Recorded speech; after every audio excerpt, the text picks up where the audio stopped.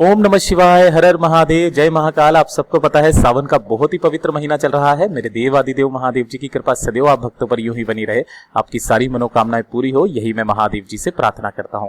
इस बार का जो सावन है वो बड़ा ही खास है।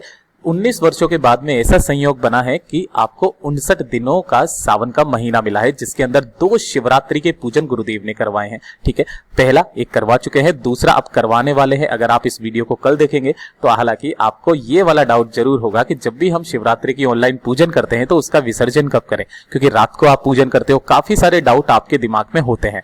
तो जो भी विसर्जन प्रक्रिया है अपनी तरफ से पूज्य गुरु जी की कथा से सुन करके और समझ करके पूरा अच्छे से बताने का प्रयास करूंगा।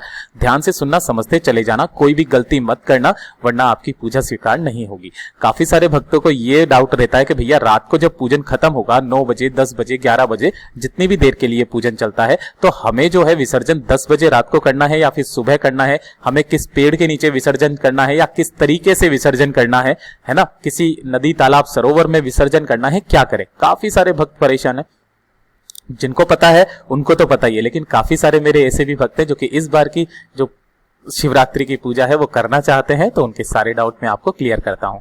आप सबको पता है कि पूज्य गुरुजी हमेशा ऑनलाइन पूजन करवाते हैं शिवरात्रि का, ठीक है ना। काफी सारे भक्तों ने अभी से ही अपनी शिवलिंग बना करके रख लिया। उनके फोटो कुछ मैं आपको बता देता हूं। किसी ने ऐसा बनाया है, किसी ने इस तरीके का पार्थिव शिवलिंग बनाया है ना। काफी सारे पार्थिव शिवलिंग मेरे पास में आए थे, उनमें से मैंने कुछ आपको बताया और इन्हीं की सबकी पूजा आपको करनी है शिवरात्रि के दिन रात को, जो कि पूज्य गुरुजी टीवी के अंदर कथा के माध्यम से बताएंगे। फोन में, टीवी में आएगी तो आप वहां पर देख सकते हो, है ना। और रात को पूजा होती है तो विसर्जन कब करना है।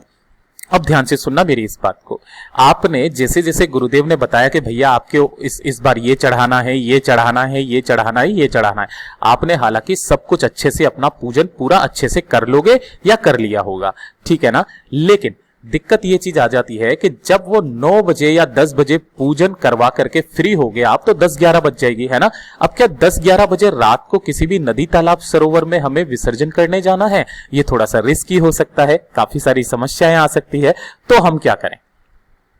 तो देखिए, पार्थिव शिवलिंग का जब भी हम लोग पूजन करते हैं ना, तो 2 तरीके से विसर्जन करते हैं, गुरुदेव ने बताया। एक तो शिवरात्रि के दिन जो पूजा होती है उसका विसर्जन अलग तरीके से होता है, और एक जब आप किसी अपनी मनोकामना के लिए कोई सा भी पार्थिव शिवलिंग बनाते हो और उसका विसर्जन करना होता है, वो अलग से होता है, ठीक है ना। अभी है शिवरात्रि का, वो मैं पहले आपको बता देता हूं। जब आप पूजा वूजा से सारा सब कुछ खत्म हो जाओगे, यानी कि समाप्ति हो जाएगी पूजा, तो पूजा करने के बाद आप या तो हाथों हाथ भी उसका विसर्जन कर सकते हो या अगले दिन भी विसर्जन कर सकते हो, ठीक है ना। अगले दिन सुबह उठ करके आपको विसर्जन करना होगा। लेकिन अगर आप हाथों हाथ ही पूजन विसर्जन करते हो, तब आपको कैसे करना है? क्या आपको रात को बाहर जाना है? तो मैं इसके लिए बोलूंगा नहीं, आपको रात को बाहर नहीं जाना है। आपको करना क्या होगा, अपने ही घर पर एक बाल्टी भरना, उस बाल्टी को पूरा पानी से भर लेना, ठीक है। अब जैसे भी मैंने वीडियो आपके डाले हुए ना, आपको उसमें से फल या फिर मिठाइयां जो है पहले से निकाल लेनी है, ठीक है ना। उनका विसर्जन नहीं करना है। बाकी जो भी चढ़ा हुआ है ना पार्थिव शिवलिंग के ऊपर, आपको इस बाल्टी के अंदर अच्छे से उसको डाल देना है, ठीक है। डाल दोगे, डाल देने के पश्चात क्या होगा कि 15-20 मिनट, 25 मिनट बाद में जो भी वो पार्थिव शिवलिंग होगा वो इसके अंदर अच्छे से गल जाएगा, ठीक है ना। तो इसके अंदर आपको विसर्जन कर देना है। और अगर पॉसिबल हो सके कि आप किसी नदी तालाब सरोवर के आसपास रहते हो, क्योंकि देखिए रात का समय रहता है, काफी ज्यादा दिक्कत वाला समय रहता है। अगर आप पूरी की पूरी सुविधा अनुसार पूरा एकदम प्रिकॉशन लेकर के जाते हो कि हाँ भैया आपको कुछ नहीं होगा, तो आप हैंड टू हैंड विसर्जन कर सकते हो किसी भी नदी तालाब सरोवर में। लेकिन मैं उसके लिए नहीं बोलूंगा। गुरुदेव ने जो दूसरा तरीका बताया था, आप अपने घर में बाल्टी में उसका विसर्जन कर देना। जब इसके अंदर पूरा का पूरा ये गल जाएगा ना, पूरा का पूरा शिवलिंग जब इसके अंदर पूरा का पूरा विसर्जित हो जाएगा, तो विसर्जित होने के बाद दूसरे दिन उठने के बाद या तो इस पूरे के पूरे जो जल है जिसके अंदर आपने विसर्जन किया है, इसे किसी भी नदी तालाब सरोवर में डाल करके आ जाना, है ना। वहां पर विसर्जित कर देना।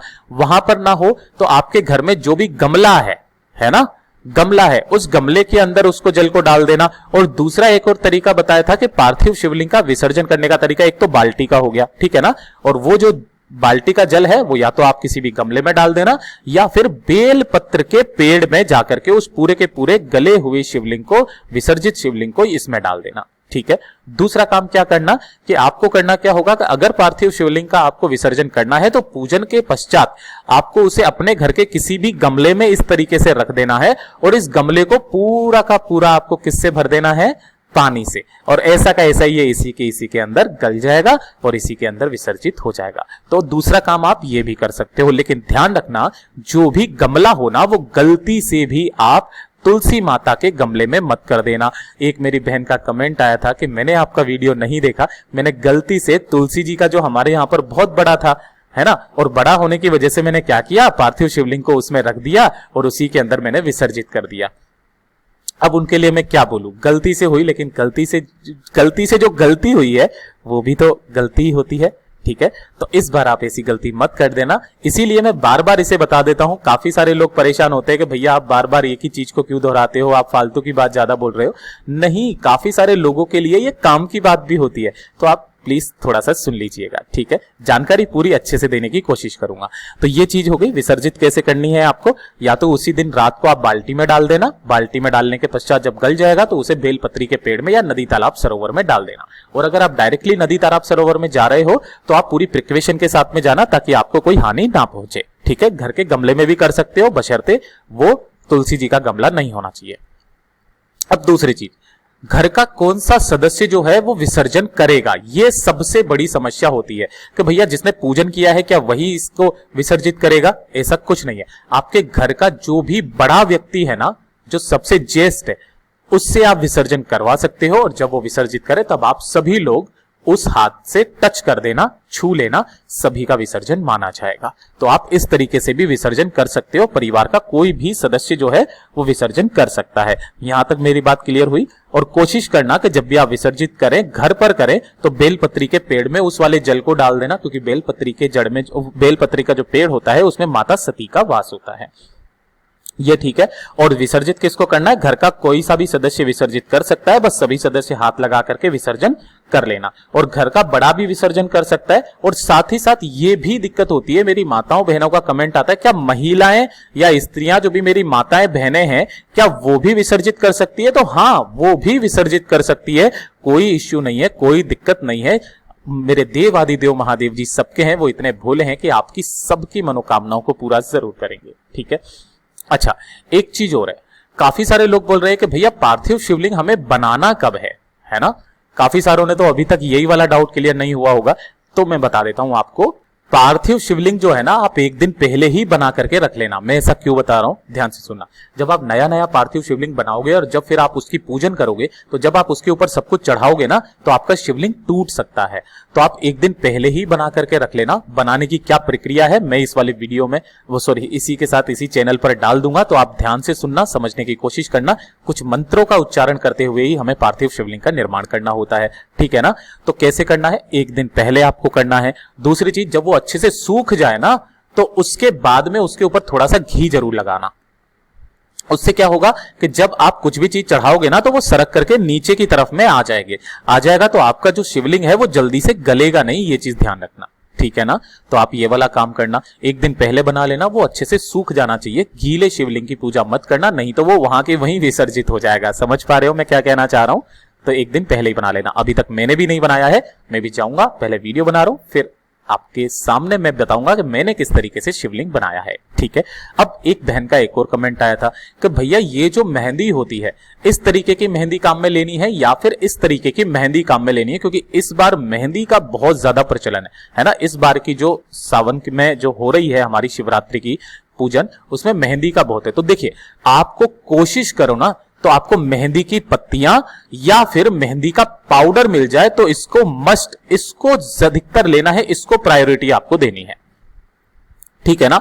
जब आपने सारी कोशिशें कर ली, सब कुछ कर लिया और आपको मेहंदी का पाउडर, मेहंदी की पत्तियां नहीं मिली है ना, तब अंत में जाकर के आप इस वाली मेहंदी पर जाओगे, वरना आपको ये वाली मेहंदी काम में नहीं लेनी है। कोशिश करना पाउडर वगैरह मिल जाए तो पाउडर वगैरह ले लेना, और मेहंदी की पत्तियां मिल जाए तो सोने पे सुहागा हो जाएगा। आप इसी टाइम पर करना है ना, ये चीज ध्यान में रख लेना। शिवलिंग कब बनाना है, सुबह के टाइम पर बना लेना पार्थिव शिवलिंग, है ना, वरना नया शिवलिंग टूट जाता है, आप सबको पता है। एक सबसे जरूरी बात, जब भी आप पार्थिव शिवलिंग बनाते हो ना, तो गुरुदेव हमेशा बताते हैं कि पार्थिव शिवलिंग बनाते वक्त उसमें थोड़ी सी काली मिर्च, है ना, काली मिर्च और शक्कर जरूर मिलाना चाहिए मिट्टी के अंदर, है ना। अब इस बार क्यों नहीं बताया मेरे को भी समझ में नहीं आ रहा है, वरना वो हमेशा पार्थिव शिवलिंग जब भी निर्माण होता है ये दोनों चीजें जरूर बताते हैं कि ये जरूर डालनी चाहिए। अब इस बार उन्होंने नहीं बताया है, क्या पता क्यों नहीं बताया है। आप चाहो तो काली मिर्च और शक्कर उसके अंदर मिला लेना, उससे शिवलिंग के अंदर मजबूती भी आएगी। और इसके पीछे एक कथा भी है, उसे मैं अभी नहीं सुनाऊंगा वरना वीडियो बहुत लंबा हो जाएगा। किसी और दिन मैं आपको बताऊंगा क्यों काली मिर्च मिलाई जाती है, ठीक है।